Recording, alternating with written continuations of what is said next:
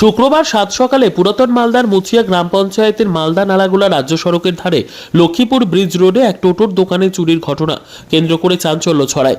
জানা যায়, প্রতিদিনের মতো গতকাল রাতে দোকানের মালিক দোকান বন্ধ করে বাড়ি যান। তারপর আজ সকালে দোকান খুলতে আসায় সে দেখে তার দোকানের গেট ভাঙা পড়ে রয়েছে। তারপর দোকান মালিক গোপাল সরকার দোকানে ঢুকতেই দেখেন তার 5টা ব্যাটারি চুরি গেছে। খবর দেওয়া হয় ভিলেজ পুলিশকে।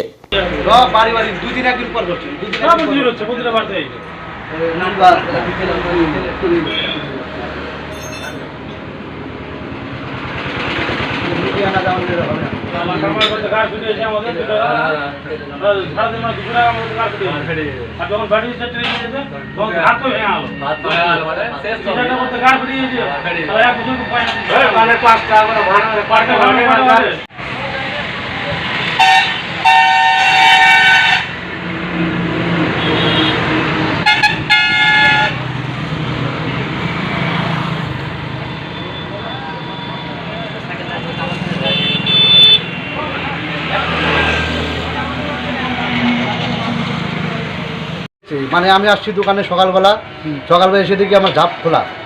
এবার পেছন দিয়ে বেড়া ভেঙে আমার ভেতরে ঢুকে ব্যাটারি চুরি করেছে। কি চুরি করেছে? ব্যাটারি চুরি করেছে। কটা ব্যাটারি ছিল? ব্যাটারি ছিল 12টা, 12টাতে 5টা চুরি করেছে। হ্যাঁ, ব্যাটারিগুলো লোকের ছিল। হ্যাঁ। ওই লোকগুলোকে আমাকে ব্যাটারি দিতে হবে।